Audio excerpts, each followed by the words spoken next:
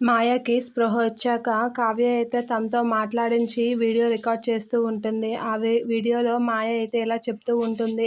నాకు సుభాష్ గారితో తప్పు జరిగింది, కానీ తన వల్ల నాకు కడుపు రాలేదు.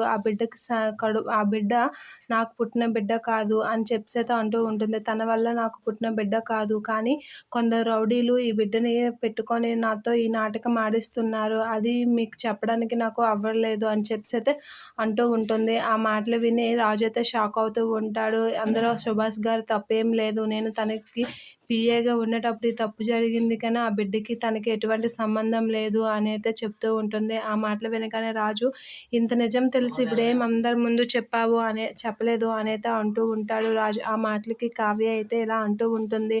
నా దగ్గర ఫోను ఆ రౌడీలు తీసుకొని వెళ్ళిపోయారండి. లేకపోతే నేను అందరి ముందు ఈ నిజం అప్పుడే బయట పెట్టేదాన్ని.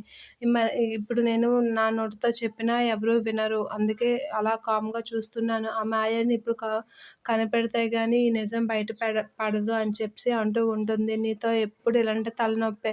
ఏది కరెక్ట్‌గా చెయ్యవు కదా అని రాజు అయితే చిరాకు పడుతూ ఉంటాడు. ఇక కావ్య అయితే మీరు మీరెప్పుడు నన్ను పొగిడారు గనుక అని చెప్పి ఇలా చెప్తూ ఉంటుంది. ఇప్పుడు గానీ మాయ దొరికితే మన మామయ్య గారు ఏ తప్పు చేయలేదని అత్తయ్య గారి దగ్గర నిరూపణ అవుతుంది. అప్పుడు అత్తయ్య గారు మాయని భర్తగా అంగీకరిస్తారు. తనని క్షమిస్తారు అనైతే అంటూ ఉంటుంది కావ్య. ఇది ఎప్పుడు జరుగుతుందో ఏంటో అని రాజ్ కావ్యతో అంటూ ఉంటాడు.